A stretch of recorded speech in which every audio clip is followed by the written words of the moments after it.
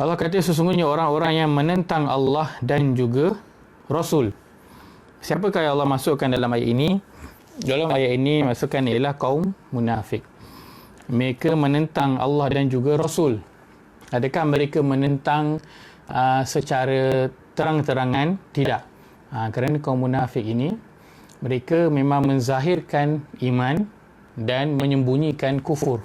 Di dalam hati, maknanya luar tu nampak beriman. Maka mereka bukanlah menentang secara terang-terangan. Tapi mereka menentang bagaimana? Dengan tidak menuruti perintah Allah dan juga Rasul. Apakah yang mereka lakukan? Kalau kita lihat daripada ayat ke-14 itu, Allah sebutkan sikap mereka, iaitu apa yang pertama pada ayat yang ke-14. Allah kata bahawa mereka ini menjadikan kaum yang Allah murka ke atas mereka sebagai teman rapat dan juga pemimpin. Alam tara ilal ladzina tawallaw qauman ghadiballahu alaihim. Maka sikap pertama kaum munafik inilah dia menjadikan orang yang Allah murka itu, iaitu Yahudi pada masa itu, sebagai teman rapat dan juga sebagai pemimpin yang mereka turuti perintahnya. Yang pertama. Yang kedua, apa yang mereka lakukan? Wa yahlifuna 'alal kadhib. Mereka suka bersumpah dalam keadaan mereka berdusta. Mereka tahu bahawa mereka bersumpah tu dengan tipu, bukannya betul. Mereka bersumpah tu untuk melindungi diri mereka. Mereka jadikan sumpah itu, Allah kata dalam ayat ke-16, ittakhazu aymanahum junnah. Dijadikan sumpahnya itu sebagai perisai, pendinding untuk menahan diri dia daripada diapa-apakan oleh kaum muslimin. Maka mereka suka bersumpah. Kemudian pada ayat ke-18 Allah sebutkan lagi sekali, mereka suka bersumpah wa yahsabuna annahum ala syai', dan mereka menyangka bahawa mereka ini membuat kebaikan. Mereka menyangka bahawa mereka buat kebaikan. Dan pada ayat 19 mereka melupakan zikrullah. Mereka melupakan zikrullah. Maka inilah sikap kaum munafik yang Allah simpulkan pada ayat ke-20. Allah kata sesungguhnya orang-orang yang menentang Allah dan Rasul, bukanlah mereka menentang secara terang-terangan, tetapi sikap mereka itu menunjukkan penentangan kepada Allah dan Rasul. Orang kata memberontak dalam senyap, kan? Macam kalau kita marah anak kita, kan, dia tak menjawab ataupun melawan balik kita, tapi bagaimana cara dia? Cara dia hempas pintu, dia hentak-hentak kaki, macam tu cara dia. Dia tak melawan secara directly, tapi indirectly, kan? Hempas pintu, hentak kaki, hentak barang, buat muka, itu memberontaklah tu, tapi dalam senyap.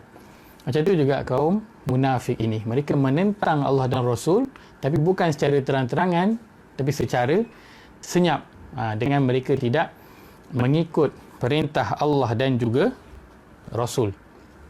Maka itu juga termasuk dalam yuhaddunallah, menentang Allah dan juga Rasul. Dan kalau kita lihat, kita pergi secara sepintas lalu, kita telah bincangkan pada ayat yang kelima, boleh rujuk balik, tapi kita pergi pada sepintas lalu. Yuhadduna ini berasal daripada perkataan hadda, kan? Kita bahkan hadda, dia punya singular dia, dan hudud adalah dia punya plural. Maksud dia apa? Maksud dia batas ataupun undang-undang.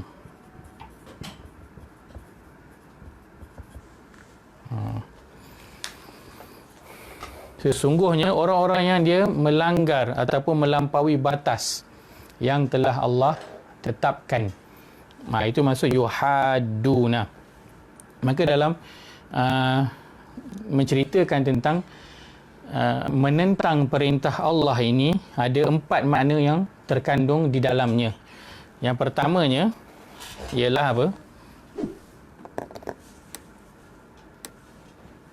Pertama adalah orang yang dia melebihi had atau batas. Ini dipanggil yuhadduna.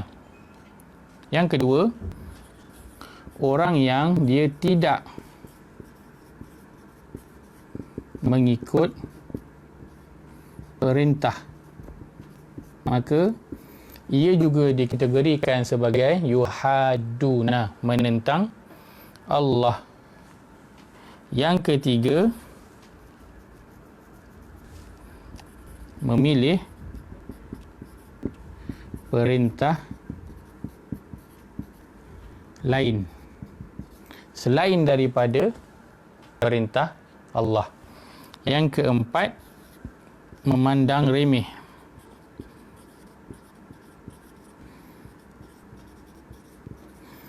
perintah Allah. Maka keempat-empat ini termasuk dalam yuhaduna, iaitu menentang.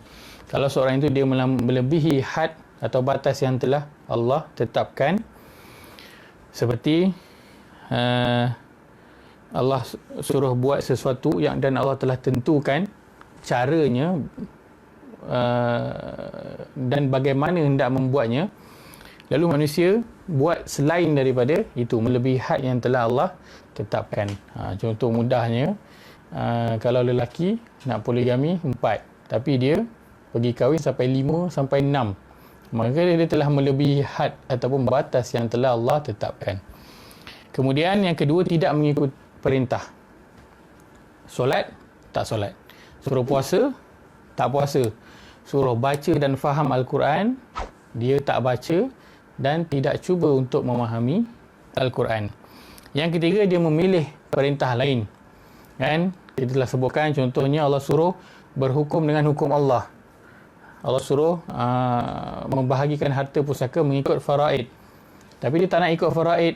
Dia ambil guna sistem yang lain, bahagi sama rata dan sebagainya, ataupun mengikut membahagikan harta mengikut adat yang telah ada secara turun-menurun. Maka dia memilih perintah lain, undang-undang lain selain daripada apa yang telah Allah tetapkan. Yang keempat, dia memandang remeh perintah Allah. Contohnya, Allah suruh ikut Al-Quran. Allah suruh kita membesarkan anak-anak dengan cara yang telah Allah suruh dalam Al-Quran, yang telah Nabi SAW contohkan. Tapi kita tak nak. Kita nak membesarkan anak-anak kita mengikut cara kita sendiri, mengikut acuan kita sendiri. Kita tak nak mengikut sibghat Allah, acuan Allah. Kita nak ikut acuan kita sendiri. Maka ini semua termasuk dalam yuhaduna, iaitu menentang Allah. Walaupun dia bukanlah tentangan secara terang-terangan. Maksud dia, saya tak setuju dengan apa yang Allah dah tetapkan. Saya rasa tak logik. Saya rasa tak relevan lagi untuk masa sekarang ini. Saya rasa ia menyusahkan. Walaupun dia tidak cakap dengan kata-kata di mulut, tetapi dengan dia tidak mengikut pun, itu telah menunjukkan penentangan. Kan? Macam kita suruh anak kita buat sesuatu, dia tak cakap dia tak nak buat, tapi dia tak buat apa benda tu. Dia buat tak tahu je. Maka itu pun termasuk dalam apa?